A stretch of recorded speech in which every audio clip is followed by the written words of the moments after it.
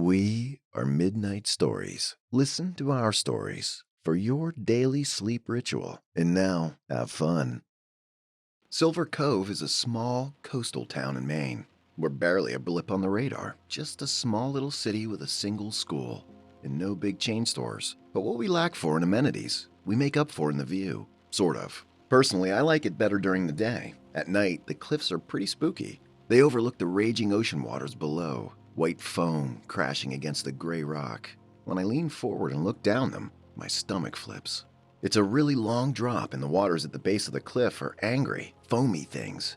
We're high enough up that we can't actually feel the mist from the waves, but that doesn't stop the air from being damp. The air in Silver Cove is always damp and chilly. Pretty steep, Jonah tells me. He's my brother, and he's 3 years younger than I am, with a face covered in pockmarks and acne, and hair that he wears long and teased, like he's trying to bring glam rock back into the present time. At least he hasn't dyed it yet. My mother won't let him. She doesn't let Jonah do a lot of stuff, but this one time, I'm grateful for it. I think that he looked pretty silly with like red or green hair. I've only ever known him to be blonde. I nod. Yeah, I'm not sure I like us being out here, Jonah. Come on, Sam. Jonah shoves at my shoulder, but there's no force in the action. Still, I take a few quick steps back to make sure there isn't any accidents with going over the edge. These guys never invite me out to do anything. Right, that's because they're jerks, I insist. And you know that. How long have they been hassling you again? Oh, right, literally forever. They're cool, and if I start hanging out with them, I'm gonna be cool too, Jonah says, as if that's what's actually gonna happen. I don't know what these guys have planned, but I figure it's not gonna be anything good.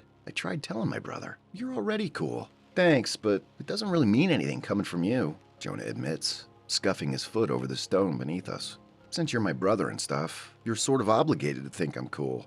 Wrong-o. I'm obligated to tease you and make fun of you, I tell him, slinging an arm around Jonah's shoulders and using it to steer him further away from the edge of the cliffs. Which means that the fact I think you're cool should mean twice as much as what anyone else thinks. Dryly, Jonah says. It doesn't. Well, it should. Also, I'm pretty cool myself, so that should give it double the points and how much it's worth, I tell him. Hate to break it to you, Sam, Jonah tells me, snorting his way through a laugh. But you've never been cool, I grin. Guess that just makes the two of us then, huh? What am I gonna do if you start palling around with these guys? Be uncool on my own? Jonah gives me a falsely sympathetic pat on the chest. I guess it just means that you're gonna have to pal around by yourself for a while. Or, I don't know, you could step it up and try to be cool with me tonight. That would probably work a lot better. He squirrels out from under my arm, right before the others arrive. 2 cars pull up, one driven by Kara and the other by Mike. They aren't alone either. I don't like any of these jerks. Kara, Mike, Finch, and Quince. They're pretty much some of the most popular kids in school. Kara's head of the cheerleaders and her boyfriend Mike is quarterback. Finch is a big shot in the baseball team. And Quince has a lot of money and pretty much no parental supervision. He throws house parties literally all the time. They all act like they're better than everyone else at school, and it drives me crazy. I know that sports kids tend to get a pass on things in the movies, but it turns out that they get a pass on things in real life too. They're the biggest bullies in the school, and not just towards my brother either. They've given a lot of people a really hard time since high school started, and they never get in trouble for it. We do a quick round of greetings, but it doesn't take long before the game begins. This is some stupid thing that Mike decided everyone should do. Come out, have a few beers that Quince paid someone to buy for us, and play a few rounds of truth or dare. It just doesn't feel right to me. These guys have never been anything but mean to my baby brother. They might be popular, but they're also rude, snotty, and self-centered. They're the worst bullies we've got at school, and they always get away with it because they're on the sports team, or because their father funds the school library. And I'm right. They all do these stupid, paltry questions and silly dares for their turns. But the moment that it's my brother's turn, Mike dares him to jump in the water. Jonah freezes. What, from up here? You heard me, says Mike. Jump in the water, unless you're too much of a chicken shit. You don't need to do that, I say, reaching out to put my hand on my brother's arm. He shrugs me off and walks over to the edge of the cliffs. I can see the determination in his shoulders. He jumps. Halfway down, he starts to scream. I race over to the edge and nearly go down myself, but it's too late. Jonah vanishes into the raging waters below.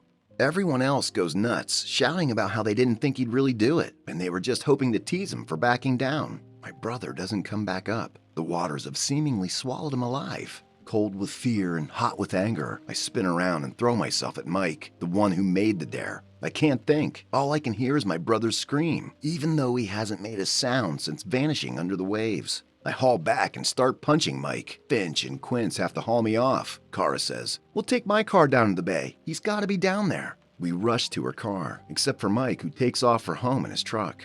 The rest of us whip down to the bay, but there's no sign of him. My brother has been swallowed up by the waves for the punchline of some sick joke. I tell them all that I'll never forgive them, and they know that I mean it.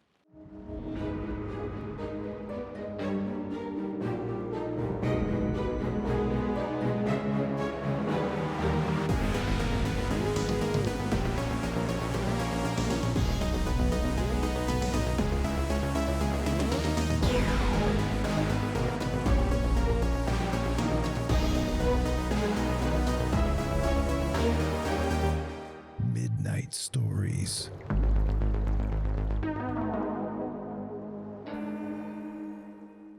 A week passes. My brother's body isn't found. We have a closed casket funeral because there's nothing inside to bury, outside of some of his personal belongings. I moved Jonah's guitar into my bedroom and hang it on the wall in a place of honor. My brother loved this guitar. My mother tries to sue or have the bullies arrested, but they didn't technically commit anything. Mike gets a fine for reckless endangerment, but that's it, and Quince's father pays it off without hesitation just to make sure that his precious son stays out of the hot seat. I'm so angry that it actually hurts. The emotion sitting in my chest like a physical thing, making my hands tremble and my mouth water.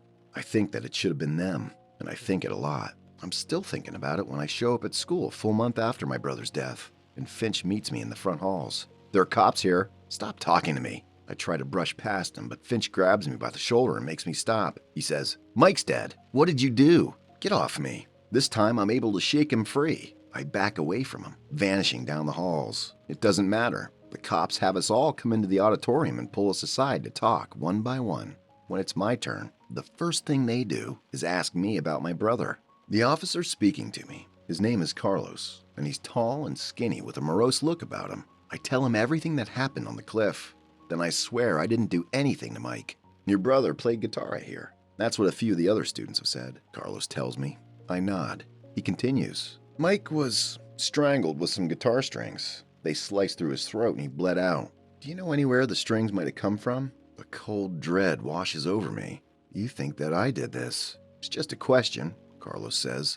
I shake my head, standing up. "I didn't do anything, and you shouldn't be here either. You can't talk to minors without having a lawyer present. Every parent in this school could sue you and the school." The principal, Shirley, who'd been sitting nearby, blanches. "Is that true? You told me it was fine." "Maybe you shouldn't believe everything you hear," I tell her, and then I turn and hurry out of the classroom. School's let out early after that, with all the other students being allowed to leave without an interview. It's stupid, but the first thing I do when I get back home is check the guitar on my wall. The guitar's still there, so are the strings. I let out a sigh of relief and can't help but feel stupid. Strumming my fingers over the lines of cordage, they make plunks. Of course the guitar's still here. Why wouldn't it be? This is stupid. Whatever happened to Mike, it didn't have anything to do with my dead brother, and it didn't have anything to do with me. But still, it's a strange coincidence, isn't it? I try to brush it off, but I'm unsettled by it. I end up having to leave the dinner table early because I can't stop thinking about the way the detective at the school been acting. Did he seriously think that I had something to do with it? Just because Mike bullied my brother? That was stupid. Mike bullied a lot of people. He was popular because he was the quarterback, not because he was a good person. A bunch of people didn't like him, but my brother's the only victim of his bullying that ended up dead. And that's something.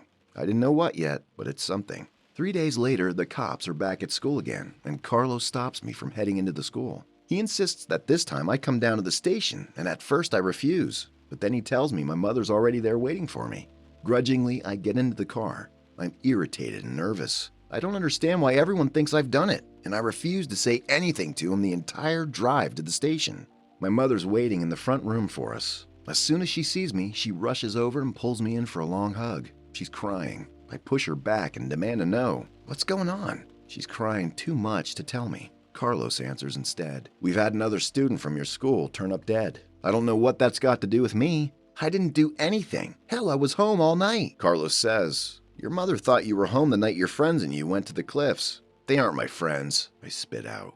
My mother presses a hand to her mouth like she thinks that she might be able to physically hold in the sobs. "I don't think it's working very well, and that's why we want to talk to you. Miss Cara Dean turned up dead today. She was drowned in her bathtub. It was filled with shells and stones from the cliffs. My stomach twists itself in knots. Could it be? No, I cut that thought off before it could even finish forming. Of course it couldn't be my brother. He's dead. Jonah's dead and ghosts don't exist. I don't know what's going on, but it's not that. Carlos insists that they just want to ask me a few questions and takes me into an interrogation room. It's a lot different from the ones you see on TV. For one, the room isn't brightly lit at all, and the chair isn't a metal fold-out. It's a normal chair with a white cushion on the seat. There's a table on the far side of the room with a coffee pot on it and a few papers on the table. Carlos sits down on the other side of the table, arms braced to the surface of it, and starts to quiz me on where I was last night and what I was doing. I'm being honest when I tell him I didn't leave the house. I spent all night in my room, but my own mother doesn't even seem to believe me. They have to let me go. I don't waver in my story, and they don't actually have anything against me. The officer keeps pressing me about the night with my brother, and finally my anger gets the best of me. It builds up and up in my chest like a slowly inflating balloon, and then finally, it can't be held any longer, and it bursts with a pop.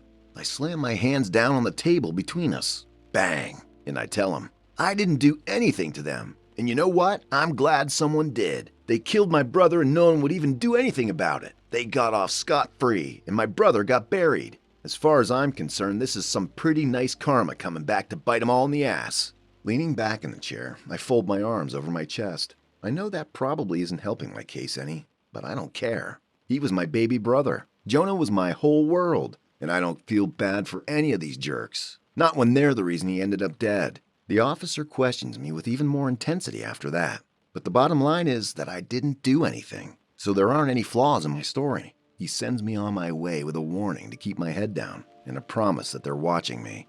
Yeah, good. They can keep watching me do absolutely nothing. That's what I'm thinking the whole way home. See, they don't need to pay attention to me because I'm innocent, except that there's a problem and a fatal flaw in that logic.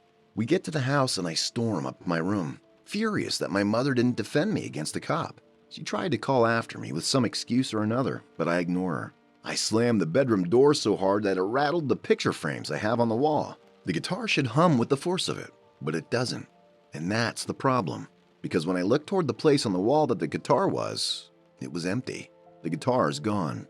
Spitting out every swear word that my mother's ever forbidden me from saying, I rush to the other side of the room and start looking around. It's no good. The guitar just hasn't fallen off the wall. It's totally gone. As in, there's no sign of the guitar in my room at all. And even worse, the bedroom window's open. Someone came into the room while I was gone and stole my dead brother's guitar. First, I'm angry, furious that anyone would think that this was some sort of funny prank. But then I realize it's a lot more than that. My mother knows the guitar's hanging up in here, which means that cops are going to know that too. And if someone's out there trying to frame those murders on me, and they use the guitar in one of them, then there's no way I'm going to be able to convince anyone that I didn't do it. That's when I realize I need to find the guitar for myself, or I might just end up getting pinned for the murders.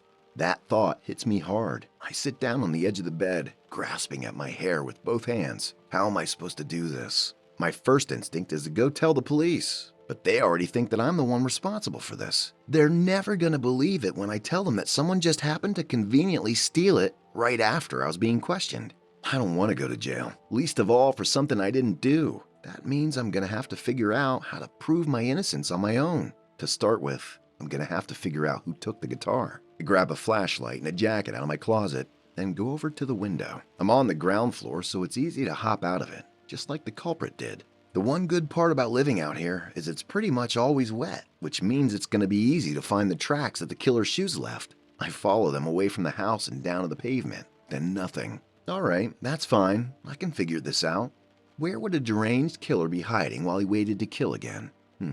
There's an old hotel that closed down about 10 minutes from here. I decide that if I was a murderer, I'd probably stay there. It's got beds and no people around to see what's happening, so that's where I go. It's not until the hotel's actually coming into view that I start to think about how stupid I'm being. I should have brought a bat or a knife from the kitchen, but it's too late to turn back now. There are footprints in the damp grass of the motel's overgrown front yard. We don't get a lot of tourists out here on account of being a small town with maybe 3 nice months of weather out of the whole year, so it just didn't do enough business to keep itself running. I stick to the walkway, moving to the front door. The glass window next to the door has been shattered, and when I shine my flashlight through the hole, I can see tracks in the dust. One of the keys in the rack right behind the front counter is missing.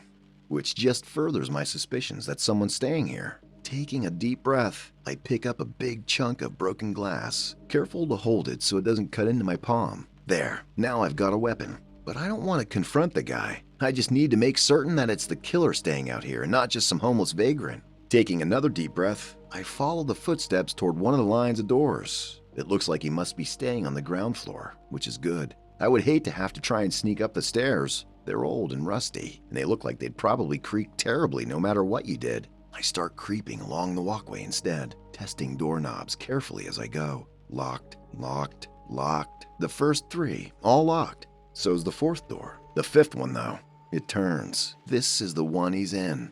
Instead of opening the door, I carefully release the knob and back up, trying to peer into the room through the curtains and the dirty glass of the window. I can't see much. There's only a little gap of space between the curtains. The room's so dark there's no way I'd be able to see anything inside of it without shining my flashlight in there. Suddenly, there's movement. The door to the room swings open, slamming hard into the wall, startling a scream out of me. I throw myself backwards, away from the door. But it's too late. The person inside comes busting out. He's wearing an oversized sweatshirt with a hood pulled up so I can't see his face. But I know it's the right guy because he's got the guitar pulled up over his shoulder. Without stopping to look at me, he turns and runs the other way. You know what they say about fight or flight reflex? Some people are filled with the reflexive urge to run away when they get scared, and other people react violently when they get scared. Turns out that my knee-jerk reaction is to just freeze up completely. It feels like every muscle in my body's just totally stopped, and I'm stuck standing here, staring at the retreating figure with a gaping mouth and a pounding heartbeat. I could let him go. There's probably evidence of what he's done in that room he just left. But dealing with Carlos earlier shook me up. Can I really trust the police not to blame this room on me? And more than that, this freak has my brother's guitar. That guitar meant the world to Jonah. I can't just let some jerk run off with it or use it to bash someone over the head. No matter how much these bullies deserve everything they've gotten and more. So I force myself to start moving, one step and then the other. At first, it feels like I'm running in slow motion. That's how reluctant I am to get my legs moving. How hard it is to keep everything going. My heart's in my throat and my palms are soaked with sweat. Fear gnaws at me like a mouse on the side of a wall. But soon, I'm sprinting after the culprit. He makes a turn around the edge of the motel and I skid after him. He has a head start, but I manage to keep him in sight. The beam of my flashlight arcs all over the place, bouncing around like some sort of spotlight, zigzagging erratically through the dark of the night. We run so long and so hard that my chest starts to get tight. The cool night air makes my lungs ache and my mouth dries out from all the gasping to the point of my lips sticking to the fronts of my teeth. The only upside is that it's not just me. The guy I'm chasing is clearly getting tired too, and he keeps tripping over himself. At some point, we've left the main city behind us and ended up on the road that leads out to the cliffs. I don't even realize it until we're already there, and the guy skids to a stop in front of the stones. The same stones that my brother fell from. I haven't been out here since the day it happened. Wheezing, I curl an arm around my side to catch my breath. All of my muscles ache. Just being here is enough to send my emotions haywire. I can practically hear the sound that my brother made when he realized that the fall was longer than he imagined. That one lone scream before the waves swallowed him. The police said that he probably broke his neck on impact. That or the waves pulled him under and he drowned. Either way, he died, and he died right here.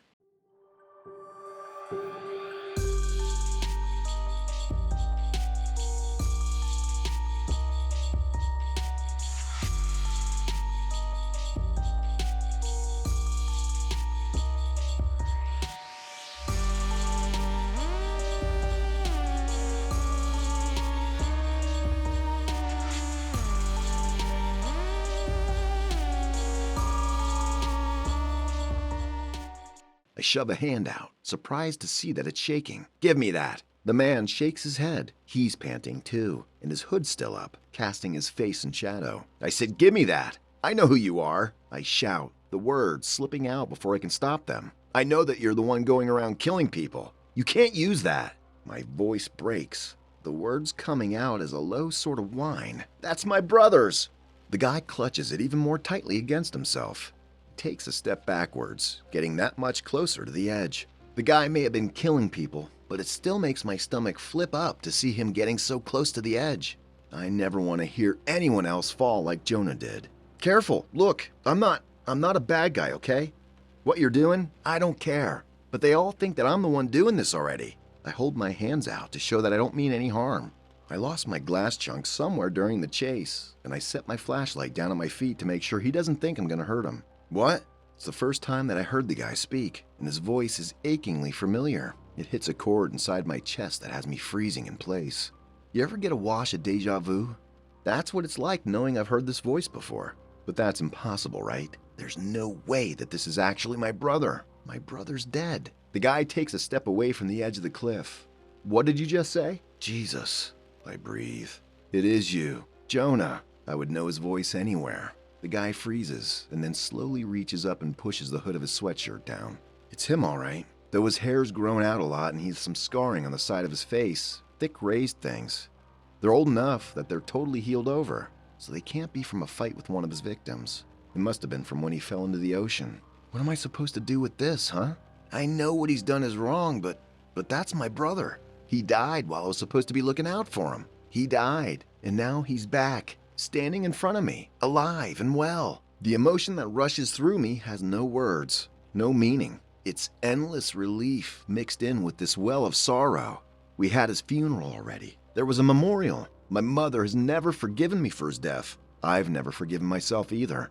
And yet there Jonah is, in a ratty hoodie, right back on the ledge of the same cliffs that he jumped from, like nothing matters, like none of it happened. It makes me feel so much at once that I could start crying then and there. I'm dropping all caution and pulling him into a hug before I even realize it. He's skinnier than he used to be. Jonah, but you're dead. How are you up here? Jonah's voice cracks. They're blaming you? That's not what I wanted. I'm sorry. He hugs me back, fingers gripping into the fabric of my jacket. They weren't supposed to think it was you. You've got to believe me. I would never frame you on purpose. The impossible has become reality. I shake my head and lead him over to the boulders, and we sit on the same stones as we did during that fateful game of truth or dare. Jonah tells me all about what happened, how he realized partway down it was a longer jump than he thought, and how the current had pulled him under and washed him up into some nearby caves. He'd been stranded there for 2 days before finding a way out, and by that point, he realized the search had already been called off, that everyone thought he was dead. He also realized that Mike and his friends had always been banking on Jonah backing down from the dare, so they would just have more of a reason to make fun of him later. And something in him snapped. Well, he doesn't say that last part, but I can tell it's the truth. Why else would he be out here killing people? And they deserve it, sure. But at the same time, you can't keep doing it. I tell him. They deserve it, Jonah insists. Everyone already thinks that I'm the one doing it, Jonah. You can't show back up either, or everyone's gonna know that it was you. Jonah frowns at me. What am I supposed to do then? Just leave and pretend? Pretend none of this happened? It kills me to say it, but that's what he needs to do. Jonah can't stay in this town any longer. And for a second time, I have to say goodbye to my baby brother, for good. Unfortunately, this story is already over. But you can help us extremely if you click in the middle now and follow our playlist. Keep listening to all our stories now to fall asleep. Click in the middle now. Have fun.